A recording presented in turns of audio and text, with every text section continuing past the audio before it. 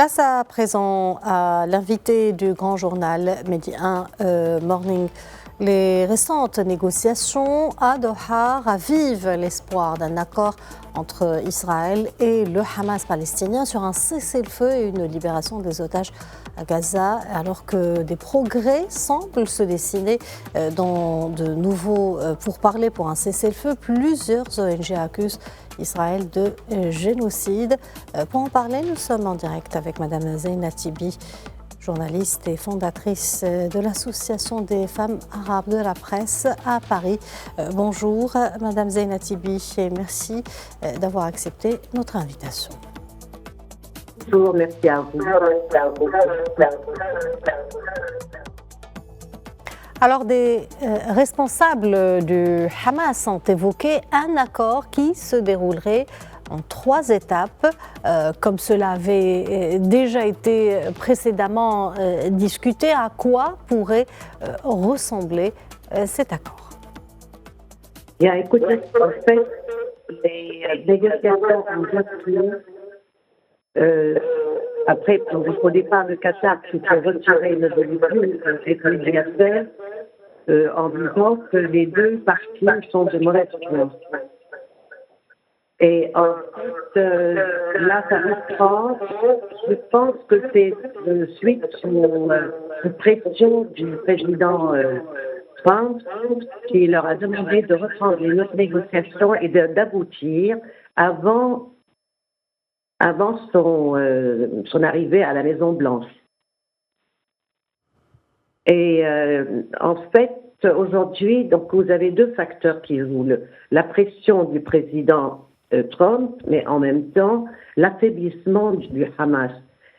Hamas, aujourd'hui, est obligé de négocier, étant donné le fait qu'il est affaibli par le fait qu'il a perdu des appuis, notamment le Hezbollah au Liban, qui est complètement, avec l'assassinat des chefs du Hezbollah, le Hamas se retrouve affaibli, avec le fait de couper l'arrivée ou le passage des armes qui peuvent venir d'Iran en Syrie, à partir de la Syrie.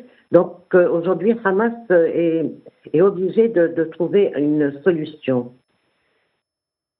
Et là, ils sont arrivés à, plus ou moins, pendant ces dernières négociations, à se dire le retrait des troupes israéliennes de la bande de Philadelphie, ce qu'on appelle le couloir Philadelphie, qui se trouve avec la frontière en Égypte, et aussi le retrait des troupes israéliennes qui se trouvent dans un couloir qui partage Gaza entre Est et Ouest.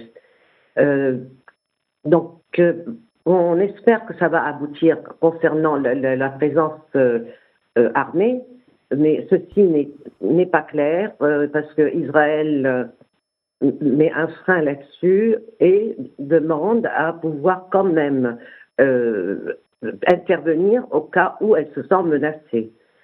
Voilà du côté armé. Du côté, en fait, après, il y a l'autre volet ce sont les prisonniers, les otages israéliens entre les mains du Hamas et les prisonniers palestiniens. L'exigence d'Israël, c'est de libérer sans condition les otages, tandis que Hamas demande à ce qu'il y ait que des prisonniers palestiniens soient libérés. Et là aussi, Israël met des conditions. Si on libère des prisonniers, certains que Israël considère menaçants devraient s'exiler, partir au Qatar ou ailleurs ou en Égypte, mais ils ne veulent pas qu'ils restent ni à Gaza ni en Cisjordanie. Donc, si vous voulez, ça avance, mais on n'est pas sûr. On n'est pas sûr jusqu'à quand, jusqu'où plutôt, Israël va accepter certaines exigences. Madame Tibi, Oui. le retour des Palestiniens déplacés par la guerre entre le Hamas et Israël dans la bande de Gaza est l'un des principaux obstacles à la conclusion d'un accord sur un cessez-le-feu. Ce retour demeure-t-il un point de blocage? Le retour des déplacés palestiniens est-il impossible? Bien, écoutez, tout dépend de la bonne foi du gouvernement israélien.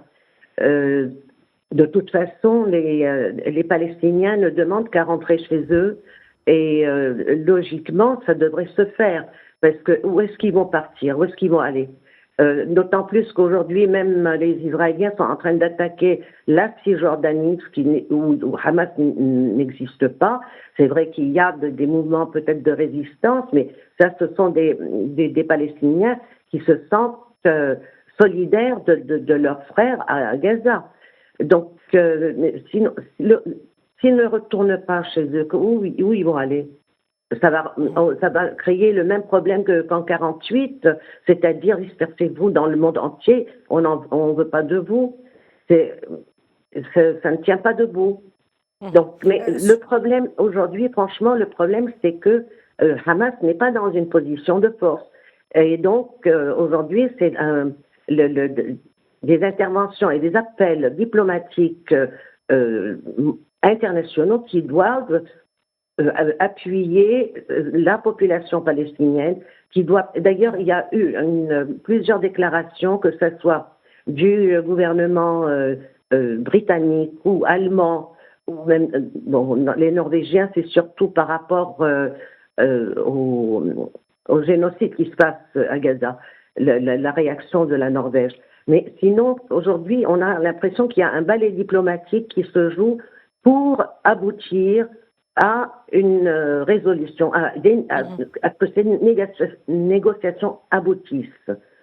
Sur le terrain, sur la ligne de front, la défense civile de la bande de Gaza a fait état mercredi d'au moins 12 Palestiniens tués par des frappes israéliennes. Comment expliquer la poursuite des frappes israéliennes sur fond de pourparlers en vue d'un cessez-le-feu? L'armée israélienne n'a-t-elle pas encore réussi à atteindre tous ses objectifs à Gaza?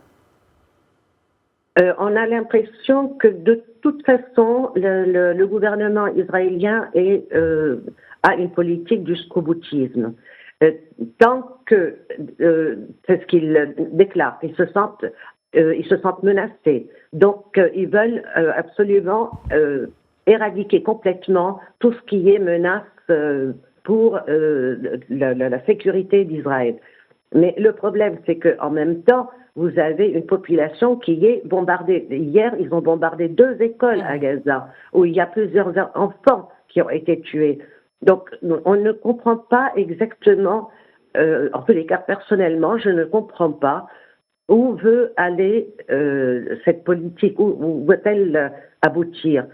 Ils sont en train de détruire Gaza, on le sait.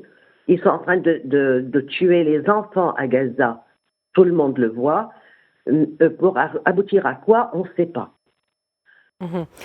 L'organisation Human Rights Watch a estimé dans un rapport publié hier qu'Israël commet des actes de génocide en restreignant l'accès à l'eau pour les Palestiniens de Gaza.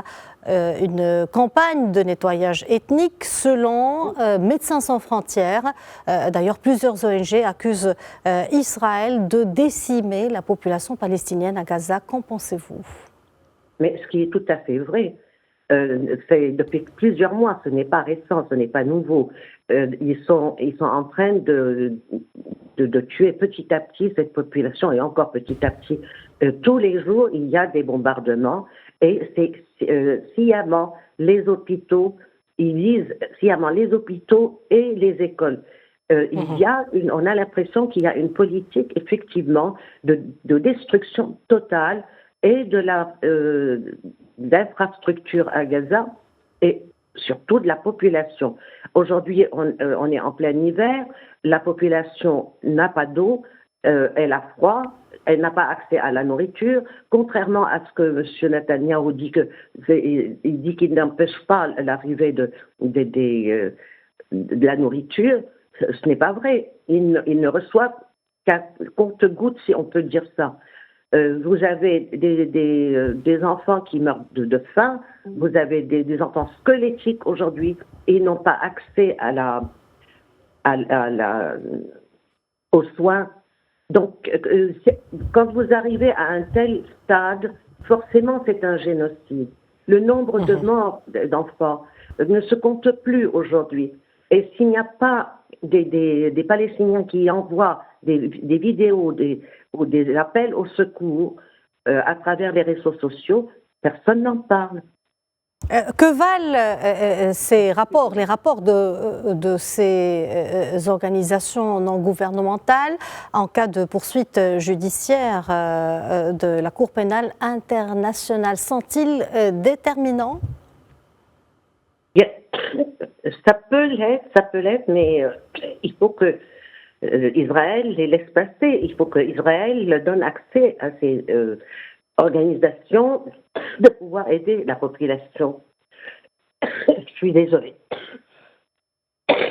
Même l'ONU a demandé que l'UNRWA puisse arriver à Gaza pour pouvoir aider la population à Gaza. Donc, on voit bien que cette population est en train de mourir. Une dernière question concernant toujours la Cour pénale internationale. Le 21 novembre 2024, la CPI a délivré des mandats d'arrêt à l'encontre du premier ministre israélien Benjamin Netanyahou, invoquant des crimes contre l'humanité et des crimes de guerre dans le cadre de la guerre entre Israël et chez Hamas. Qu'en est-il de cette décision? Alors, la décision a été prise, elle est sérieuse, elle est basée sur des faits, mais M. Netanyahou s'en fiche. On a l'impression que ça lui passe au-dessus de la tête, c'est pas son problème. Lui, son problème, c'est bombarder à droite, à gauche. Mais tu parles à la télé. Pousse-toi. Oh, non, non.